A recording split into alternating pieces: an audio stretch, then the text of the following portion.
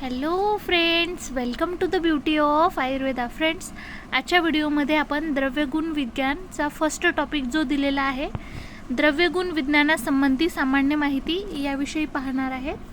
तर आपण फर्स्ट पाहूया. आयुर्वेदात आहार, औषधी आणि विषारी द्रव्यांच्या गुणांचा व कार्यांचा विचार करून त्यांचा निरोगी माणसाच्या स्वास्थ्य रक्षणासाठी व रोगी व्यक्तीच्या व्याधी चिकित्सेसाठी अनुक्रमे आहार व औषधात युक्तीने वापर करण्यास सांगितलेला आहे. आपण जो काही आहार घेतो, काही जो औषधी द्रव्य आहेत किंवा जे विषारी द्रव्य आहेत, जे काही आपण सेवन करतो, तर त्यामध्ये ते जे द्रव्य आहे तर त्याच्यामध्ये त्याचे जे गुण असतात आणि गुण आणि कर्म या दोघांचाच विचार केला जातो. द्रव्य गुण विज्ञान या विषयामध्ये सामान्यतः औषधोपयोगी वनस्पती व क्वचित काही प्राणी द्रव्यांचा गुणकर्माचा व उपयोगाचा अभ्यास केला जातो. तर आपल्याला ह्याच्यामध्ये शिकायचं काय आहे, जे पण वनस्पती आहेत जे की औषध म्हणून आपण ज्याचा यूज करू शकतो, आणि असे काही प्राणी सुद्धा आहेत ज्यांच्यामध्ये असे द्रव्य आहेत की ज्यांच्यामध्ये जे गुण आणि कर्म यांचा उपयोग करून त्याचा आपल्याला काहीतरी फायदा करून घेतला जातो. म्हणजे सिम्पली आपण याच्यामध्ये वेगवेगळ्या प्रकारचे द्रव्य शिकणार आहेत. तर पहिल्यांदा तर आपण द्रव्य गुणशास्त्राचे लक्षण पाहूया. व्याख्या व व्याप्ती.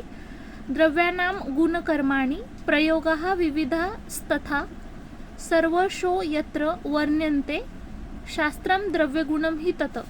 आचार्य प्रियव्रत शर्मा यांनी दिलेला हा श्लोक आहे. यामध्ये सांगितलेलं आहे की ज्या शास्त्रामध्ये जे काही द्रव्य आहे त्याचे गुण आणि कर्म आणि त्याचे विविध जे काही प्रयोग म्हणजे उपयोग वर्णन केले जातात ते द्रव्यगुणशास्त्र होय.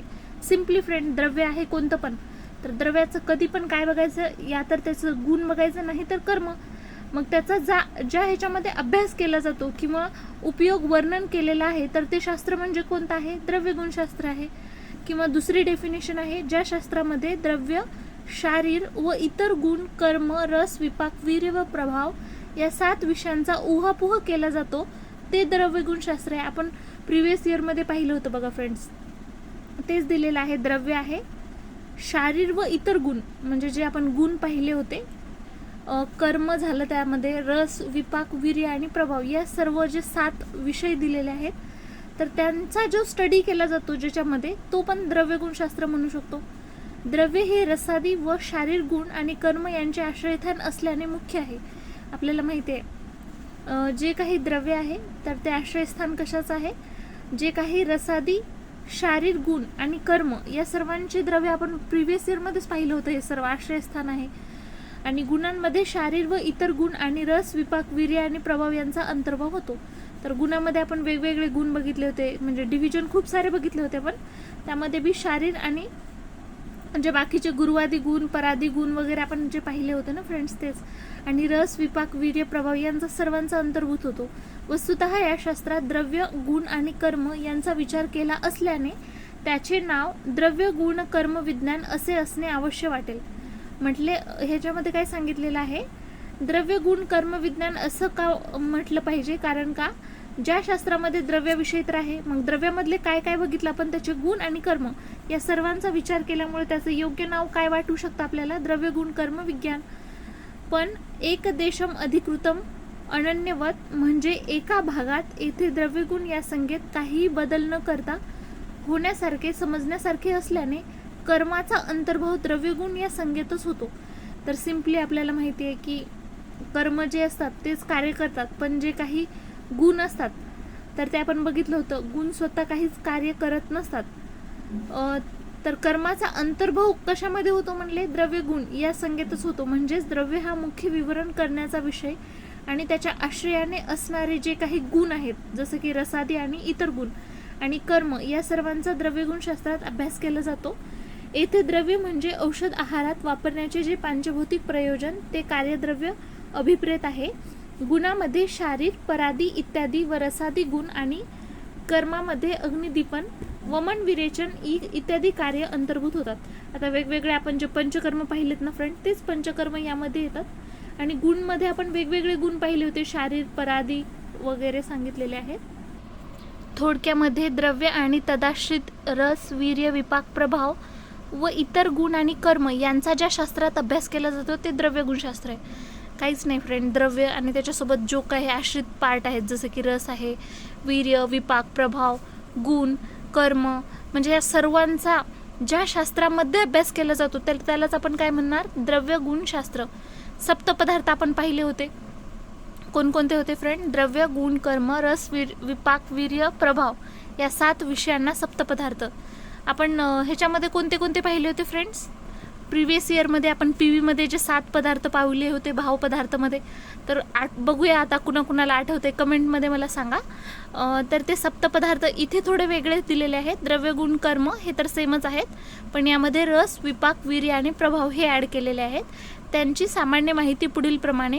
फर्स्ट आहे द्रव्य. द्रव्य म्हणजे काय म्हणतो आपण? एनी सबस्टन्स यत्राश्रितः कर्मगुणः कारणम समवायी द्रव्यम. ही खूप इम्पॉर्टंट डेफिनेशन आहे फ्रेंड.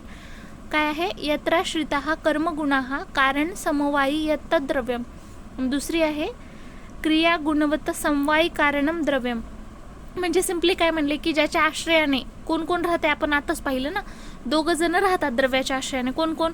गुण आणि कर्म राहतात, व जे स्वतःच्या कार्याचे समवायी कारण आहे ते द्रव्य आहे. गुण कर्म द्रव्याच्या आश्रयाने राहतात, म्हणजे द्रव्य हे काय झाले? आश्रय देणारे आहे ना. कारण त्याच्या, आता समजा एक रूम आहे, तर रूम आपण राहतो ना त्या रूममध्ये, तसंच सेम जे पण द्रव्य आहे ते रूम सारखं कन्सिडर करा. आणि त्याच्यामध्ये राहणारे जे गुण कर्म, आपण गुण आणि कर्म असं सिम्पली. आणि गुणकर्म आश्रय घेणारे असल्याने त्यांच्यात आश्रयी भाव असतो. तसेच गुणकर्म द्रव्याच्या ठिकाणी अतूट संबंधाने राहतात. द्रव्यापासून गुणकर्मांना वेगळे करता येत नाही, त्यांना स्वतंत्र अस्तित्व नाही. वेगळे करू शकत नाही ना, कारण त्यांचं अस्तित्वच नाही स्वतंत्र. द्रव्य स्वतःच्या कार्याचे समवायी कारण असल्याने द्रव्य या कारणाचा नाश झाल्यास त्यापासून उत्पन्न होणाऱ्या कार्याचाही नाश होतो. समजा द्रव्याचाच नाश झाला, द्रव्य एक कारण आहे, कधी पण आपण पाहिले नेहमी कारणपासूनच कशाची उत्पत्ती होते? कार्याची. म्हणजे आपल्याला काही पण आपण कार्य करायचं तर त्याच्या अगोदर काय असलं पाहिजे? कारण. द्रव्य हे एक कारण आहे. मग द्रव्यापासून जे काही उत्पन्न होणार कार्य, तर जर द्रव्यच नाही राहणार तर कार्य पण उत्पन्न होऊ शकेल का? नाही. तर त्याचा पण नाश होणार. आणि समवाय संबंध हा अतूट असतो. उदाहरणार्थ मृत्तिका व तंतू यापासून अनुक्रमे घट आणि पट हे कार्य उत्पन्न होते. आपण प्रिव्हियस इयरमध्ये PV पाहिलं होतं बघा फ्रेंड्स. मृत्तिकापासून म्हणजे जी माती आहे त्यापासून जे मटकं तयार होते, घट तयार होते. आणि तंतू, छोट्या छोट्या तंतूपासून वस्त्र तयार होतात ना, पट ज्याला म्हणतो आपण. तर ते एक असं सांगितलेलं आहे. मृत्तिका आणि तंतूचा जर समजा नाश झाला, म्हणजे कारणाचा नाश झाला, तर त्याच्यापासून जे उत्पन्न होणार होतं मातीच नाही, तर आपण घट बनवू शकणार का? नाही. तर तेच सांगितलेलं आहे, त्याचा पण नाश होणार. मृत्तिका व तंतू ही द्रव्य स्वतःच्या गुणकर्माचे आश्रयस्थान व अनुक्रमे घट व तंतू या कार्यांचे समवायी कारण होत. याच पद्धतीने हरितकी जे हिरडा आहे हे द्रव्य, वृक्ष, लघु इत्यादी गुण, कषाय प्रधान 5 रस, मधुर, विपाक, उष्णवीर्य, त्रिदोषग्न हा प्रभाव आणि दीपन, अनुलोमन, रसायन इत्यादी कर्मांचे आश्रयस्थान आहे. आणि अभयामोदक, अभयारिष्ट इत्यादी कार्यांचे समवायी कारण असते. सिम्पली इथं बघा फ्रेंड, हरितकीचे एक्झाम्पल सांगितले. हरितकी एक द्रव्य कन्सिडर केले त्यानं, त्याच्यामध्ये गुण सांगितलेत. पहिल्यांदा गुण विषय आपण विचार करू.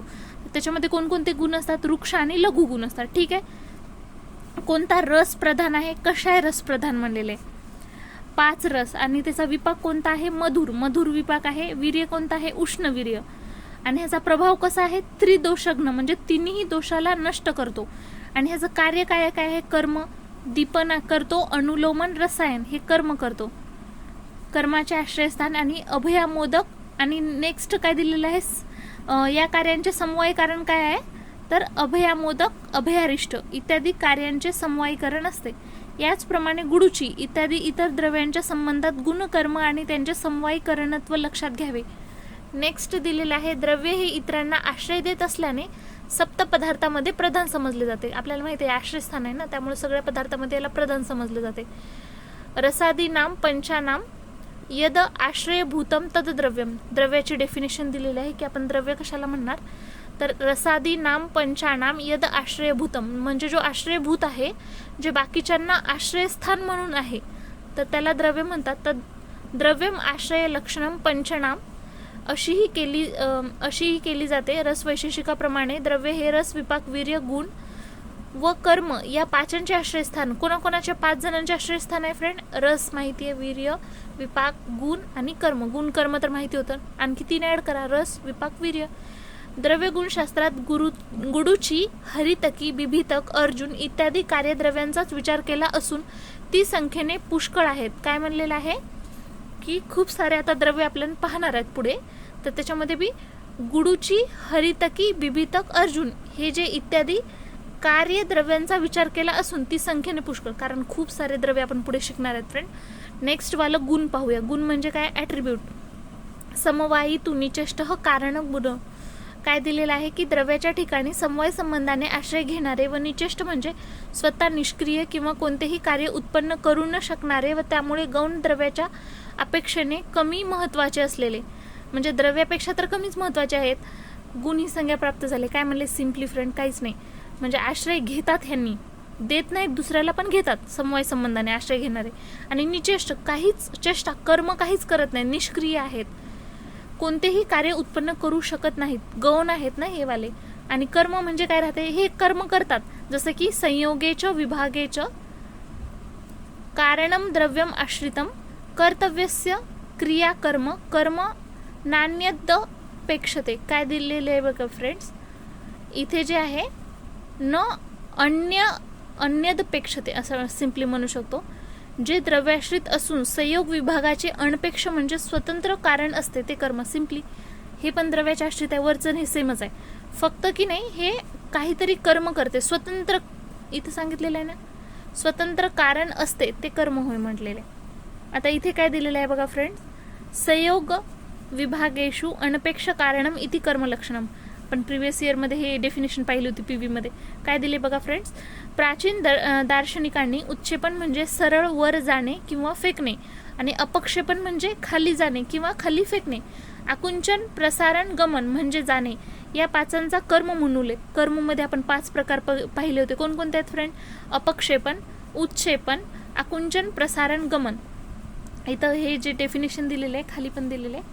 आपण ते जे पाहिले होते कर्म, पण आयुर्वेद दृष्ट्या कशाला कर्म सांगितलेले आहेत ते जे आपण पंचकर्म पाहतो, अग्नी, दीपन करणे, पाचन, वमन, विरेचन, रसायन इत्यादी शारीरिक क्रियांना कर्म अशी संज्ञा आहे. द्रव्यांची अनेक कर्मे असली तरी चरकाचार्यांनी मुळात ती 6च म्हणजे लंघन, बृहन, रुक्षण, स्नेहन, स्वेदन, स्तंभन अशी षटकर्म. पुन्हा चरकन कोणकोणती 6 मानलेली आहेत? लंघन, बृहन, रुक्षण, स्नेहन, स्वेदन आणि स्तंभन. आता नेक्स्ट काय दिलेलं आहे फ्रेंड, पण लंघनामध्ये रुक्षण आणि स्वेदन आणि बृहणात स्नेहन, स्तंभन ही कर्मे अंतर्भूत असल्याने शेवटी लंघन आणि बृहण ही 2 महत्त्वाचे सगळ्यात हे आहेत. कारण का?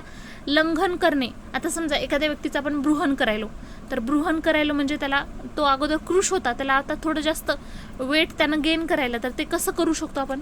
तर त्याच्या बॉडीमध्ये स्नेहन आणि स्तंभन ही कर्म करूनच करू शकतो ना, तर ते त्याच्यात मेन आहेत तसं सांगितलेलं आहे. नेक्स्ट आहे रस. आता ह्याच्यामध्ये टेस्ट, रस्यते आस्वाद्यते इति रसा, ही पण आपण डेफिनेशन प्रिव्हियस इयर अष्टांग हृदयमध्ये पाहिली होती. रसनेंद्रियाद्वारे ज्याचे ग्रहण होते तो रस. मधुर, कोणते षडरस आहेत फ्रेंड? मधुर, आम्ल, लवण, कटू, तिक्त, कषाय. तर तेच दिलेलं आहे. प्रत्येक द्रव्याच्या ठिकाणी रस असतो व द्रव्याचे काही कार्य रसाने होते.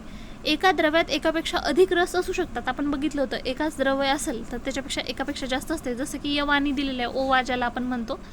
या द्रव्याच्या ठिकाणी कटू आणि तिक्त हे 2, तिलाचे ठिकाणी मधुर, तिक्त, कषाय हे 3, आम्लकीच्या ठिकाणी लवण सोडून इतर 5 रस व म्हणजे लवणच सोडायचं, बाकी सगळे असतात लवणला सोडलं तर. पारद आणि काळ्या हरणाच्या मांसात 6 रस असतात. बघा फ्रेंड, एक्झाम्पलमध्ये ओवामध्ये लक्ष ठेवा, फक्त 2. तिलामध्ये किती असतात? 3 असतात. आम्लकीमध्ये 5 असतात. आणि पारद आणि काळ्या हरणाच्या मांसामध्ये किती असतात? 6. आता विपाक पाहूया आपण. विपाक कशाला म्हणणार? हे एक मेटाबॉलिक प्रॉपर्टी आहे. जाठरेन अग्निना योगात यद उदेती रसांतरम रसानाम परिणाम अंते सविपाक इति स्मृतम. म्हणजे एखाद्या द्रव्यात जाठराग्नी संयोगाने म्हणजे स्थूल पचनानंतर जो रसबदल घडून येतो त्याला विपाक म्हणतात. सिम्पली विपाक कशाला म्हणालो फ्रेंड, की कोणतं तरी द्रव्य आहे, मग जाठराग्नीचा संयोग जेव्हा त्याच्यावर होतो, म्हणजे जाठराग्नीची ॲक्शन झाल्याच्या नंतर, म्हणजे पचनाच्या नंतर जे नॉर्मल रस होता त्याच्यामध्ये जो काही रसबदल होतो, रसबदल घडून येणे त्यालाच विपाक म्हणतात. म्हणजे नॉर्मलपेक्षा अगोदर जसा रस होता त्याच्यामध्ये जाठराग्नीची ॲक्शन झाल्याच्या नंतर जो चेंजमेंट होतो, इथं दिलेले आहे बघा फ्रेंड, त्याचीच डेफिनेशन. परिणाम लक्षणो विपाक, म्हणजे स्थूल पचनोत्तर रसात जो परिणमन म्हणजे रूपांतर होते त्याला विपाक म्हणतात. म्हणजे जे चेंजमेंट होते सिम्पली, तर त्याला म्हणतो आपण. 6 रसांचे 3 आपण प्रिव्हियस इयरमध्ये हे पण पाहिलं होतं फ्रेंड. मेनली 3 जे विपाक आपण पाहिले होते, तर मधुर, अम्ल, कटू हे 3 विपाक आहेत. सुश्रुतने मात्र, गुरु आणि लघु असे 2 विपाक. आता हे 3 विपाक आहेत, पण सुश्रुतने वेगळेच कोणकोणते दिलेत, गुरु आणि लघु. वीर्य कशाला म्हणणार? वीर्य म्हणजे ॲक्टिव्ह प्रॉपर्टी. आता समजा कोणाला पण कर्म करायचं असेल तर कर्म करण्यासाठी जी पॉवर लागते तर त्यालाच वीर्य म्हणतो आपण. वीर्यम तू क्रियते येन या क्रिया ना वीर्यम कुरुते किंचित सर्व वीर्यकृता क्रिया. म्हणजे द्रव्याच्या मध्ये अंतर्गत ज्या शक्तीच्या योगाने द्रव्य कार्य करण्यास समर्थ होतात. तर द्रव्य तेव्हाच कर्म करू शकते जर त्याच्यामध्ये ही प्रॉपर्टी असेल तर द्रव्य कार्य करण्याला समर्थ होते, त्याला वीर्य असे म्हणतात. कोणतेही द्रव्य वीर्याशिवाय कोणतेही कार्य करू शकत नाही. सर्व द्रव्य कर्मे वीर्यामुळेच होतात. व्यवहारात शीत व उष्ण ही 2च वीर्य मानलेली आहेत. 2च कोणकोणती वीर्य मानलेली आहेत? शीत आणि उष्ण. काहींच्या मताने शीत, उष्ण, गुरु, लघु, स्निग्ध, रुक्ष व मंद, तीक्ष्ण ही 8 वीर्य. बघा फ्रेंड, 4 लक्षात ठेवायचे, अपोजिट वालेच आहेत. शीत लक्षात ठेवायचं, त्याच्या अपोजिट तर उष्ण येणारच. गुरु लक्षात ठेवायचं, मग लघु येणार. स्निग्ध लक्षात ठेवलं की वृक्ष. मंद लक्षात ठेवलं तीक्ष्ण, म्हणजे 8 मानलेले आहेत. मंद किंवा मृदू असे म्हणण्याचे कारण व्यवहारात तीक्ष्णाचे विरुद्ध मंद गुण रूढ आहे, पण चरक सूत्रस्थान 26 मध्ये अष्टविध वीर्यांचा उल्लेख करताना मृदू तीक्ष्ण असा उल्लेख केलाय. सिम्पली 8 लक्षात ठेवायचं फ्रेंड. त्याच्यामधले 4 जरी लक्षात ठेवले ना अपोजिट वालेच आहेत. आता लास्ट वाला आपण प्रभाव पाहूया. तर प्रभाव म्हणजे काय असते? Specific property. जसं की आता यामध्ये एक डेफिनेशन दिली आहे. रस वीर्य विपाकानां सामान्यम यत्र लक्ष्यते विशेषः कर्मणां चैव प्रभावः तस्य सस्मृतः. म्हणजे रस वीर्य विपाकांनी जी सामान्य कार्य सांगितली आहेत त्यापेक्षा त्या द्रव्यात एखादे विशिष्ट म्हणजे वेगळे कार्य दिसून आल्यास ते कर्म प्रभाव या द्रव्यांतर्गत गुणामुळे घडून आले असे समजावे. उदाहरणार्थ जसं की अर्जुनाचे हृदय, शिरीषाचे विषग्न, खदिराचे कुष्ठग्न कार्य. फ्रेंड्स, हे पण आपल्याला प्रिव्हियस इयरमध्येच आपण पाहिलं होतं की कधी कधी काय होते, आता समजा 2 द्रव्य आपण घेतले, त्यांचा रस पण सेम असतो, वीर्य पण सेम असतो, विपाक पण. मग त्याच्यामध्ये डिफरन्सेस आपण कसं ओळखतो? तर प्रभाव त्यांचा वेगळा काहीतरी असतो, म्हणजे ते प्रभावाच्या थ्रू येते. जसं की रसवीर्य विपाकांची जी सामान्य कार्य सांगितली आहे त्यापेक्षा त्या द्रव्यामध्ये एखादे विशिष्ट म्हणजे वेगळे काहीतरी कार्य दिसून येते. तर ते कशामुळे येते? तर प्रभावामुळे. सिम्पली जसं की इथे उदाहरणमध्ये दिलेलं आहे, लक्षात ठेवा. अर्जुनाचे हृदय, शिरीषाचे विषग्न आणि खदिराचे कुष्ठग्न. सर्व द्रव्ये रस, विपाक, वीर्य या गुणांनी युक्त असतात, पण प्रभावाने कर्म करणारी द्रव्य फारच थोडी किंवा अपवाद. म्हणजे सिम्पली फ्रेंड, मोस्टली तर रस, वीर्य, विपाक हेच कन्सिडर करतो आपण कोणत्या पण द्रव्याचं, पण असे काहीतरी एक्सेप्शनल असतात वेगवेगळे जे प्रभावाने सुद्धा कार्य करू शकतात. तर फ्रेंड्स, फर्स्ट टॉपिक एवढाच आहे. यामध्ये एवढं काही इम्पॉर्टंट नाही, फक्त जे मेन टर्म आहे तेवढे लक्षात ठेवा आणि एक सिम्पली रीडिंग केली तरी होऊन जाते. थँक्यू.